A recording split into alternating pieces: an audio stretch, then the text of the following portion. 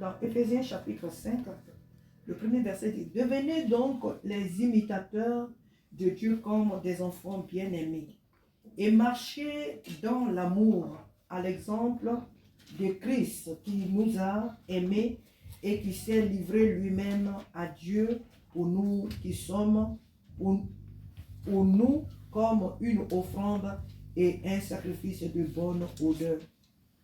Alléluia. La parole de Dieu nous dit ce soir de devenir les imitateurs de Dieu.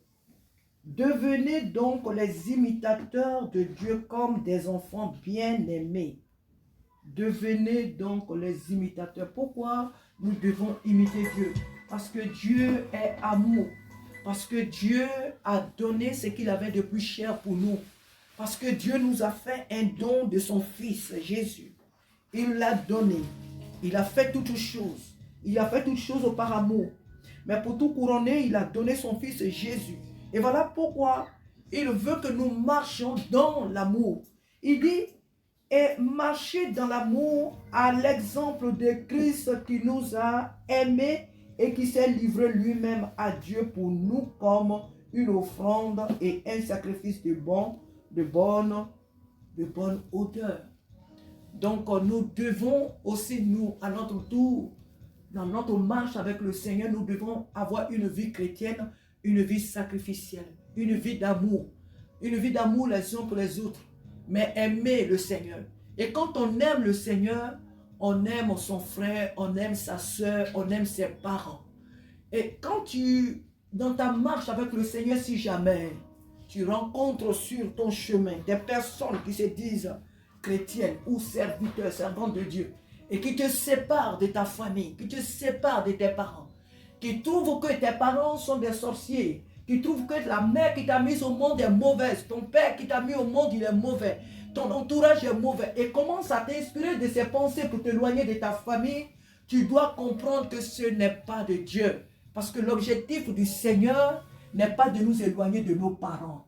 Dieu ne vient pas pour diviser les familles. Dieu ne vient pas éloigner les enfants de leurs parents. Dieu ne vient pas parce qu'il sait que les enfants qui agissent ainsi envers leur famille sont des enfants tôt ou tard qui auront des sérieux problèmes dans leur vie.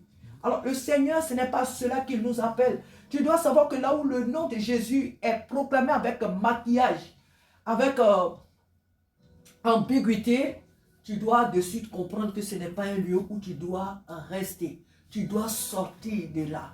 Là où on t'amène à haïr les hommes qui t'entourent. On va même jusqu'à même t'amener à renoncer à ta destinée, à renoncer à tes projets. Tu dis que non, tu ne dois pas travailler. Non, une femme ne doit pas faire un travail ceci. Non, une personne. L'essentiel est que tu aies de quoi vivre. Dieu ne nous a pas appelés à la limitation. Alléluia. Dieu ne nous a pas appelés. Dieu nous a appelés à des grandes choses. Dieu nous a appelés à faire des grandes choses. Dieu nous a appelés à accomplir notre mission, notre destinée sur la terre. L'enfant de Dieu, c'est vrai. Quand la Bible nous dit de nous contenter de ce que nous avons, cela ne veut pas dire que, écoute, aujourd'hui, je suis dans HLM, ça me suffit. Oh, je suis dans HLM, ça me suffit. Hein. Oh là là là. Il y a des gens qui cherchent du travail, une maison, ils ne trouvent pas. Moi, je suis dans HLM, donc ça me suffit. Si j'ai les moyens d'acheter un pavillon, si j'ai les moyens de construire, eh bien, je le fais. Si j'ai le moyen de faire des grandes choses, je les fais. Mais je ne me limite pas. Non, j'ai 2 pantalons. Oh, l'essentiel, je ne suis pas nu, ça me suffit. Quand je lave l'autre, je peux porter l'autre. Quand tu as de quoi à t'acheter des habits et puis les porter, à t'habiller très bien. Non, écoute, il ne faut pas se limiter parce que notre Dieu est illimité.